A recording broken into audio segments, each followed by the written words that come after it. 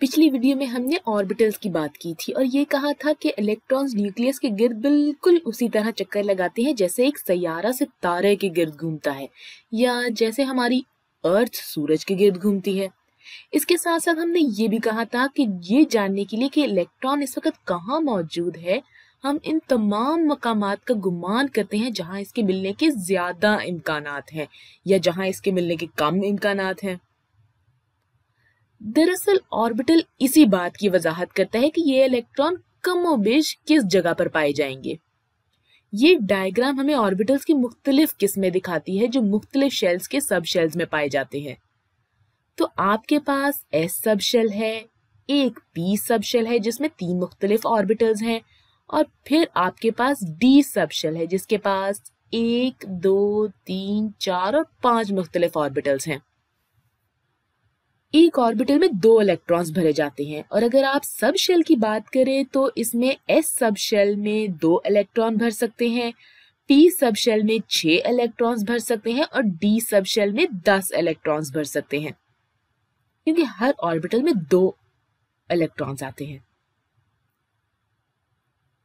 इस वीडियो का मकसद खास तौर पर यह जानना है कि एटम की इलेक्ट्रॉनिक कॉन्फ़िगरेशन क्या होगी और ये जानने के लिए हम पीरियोडिक टेबल को देखेंगे। सबसे पहले हम ये सोचते हैं कि सबसे आसान एलिमेंट की इलेक्ट्रॉनिक कॉन्फ़िगरेशन क्या होगी और भला हाइड्रोजन से आसान कौन सा एटम होगा।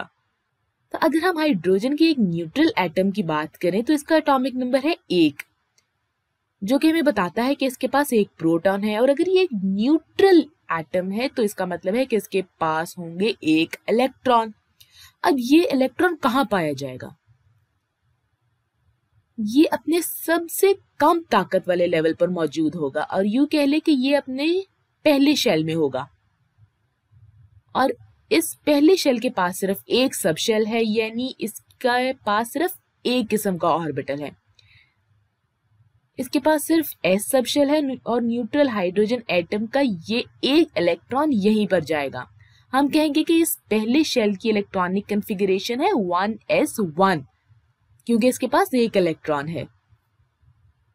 अब एक न्यूट्रल हीलियम एटम की तरफ चलते हैं जिसके पास 2 इलेक्ट्रॉन्स होते हैं।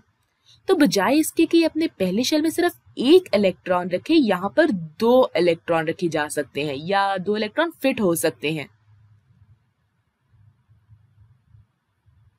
तो इसकी इलेक्ट्रॉनिक कॉन्फ़िगरेशन होगी 1s2।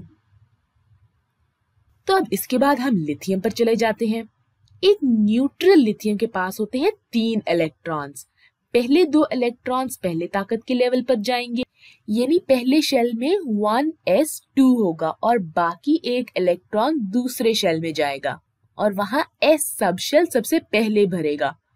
तो अब आप यहाँ देख सकते हैं कि पहले शेल में 2 इलेक्ट्रॉन्स है और दूसरे शेल में एक इलेक्ट्रॉन है।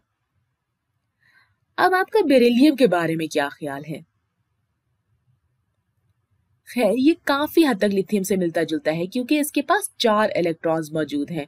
तो इसमें से 2 इलेक्ट्रॉन्स पहले शेल में जाएंगे यानी 1s2 और बाकी 2 इलेक्ट्रॉन्स दूसरे शेल के s सब शेल को भरेंगे यानी 2s2। क्योंकि ध्यान रखें कि हमारे पास बेरिलियम में 4 इलेक्ट्रॉन्स थे। लेकिन अब बोरॉन के बारे में आपका क्या ख्याल है?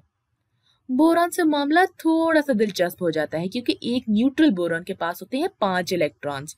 तो सबसे पहला शेल हम भरेंगे 1s2, अब बाकी 2 दूसरे शेल में जाएंगे और s सब शेल को भरेंगे यानी 2s2। अब हमारे पास एक और इलेक्ट्रॉन मौजूद है जो कि p सब शेल में जाएगा, तो ये हो जाएगा 2p1। अब अगर हम कार्बन की इलेक्ट्रॉनिक कॉन्फ़िगरेशन की बात करें तो वो क्या होगी? ये बोरॉन से मिलता जुलता है लेकिन अब हमारे पास एक इजाफी इलेक्ट्रॉन मौजूद है क्योंकि कार्बन के न्यूट्रल एटम में 6 इलेक्ट्रॉन मौजूद होते हैं।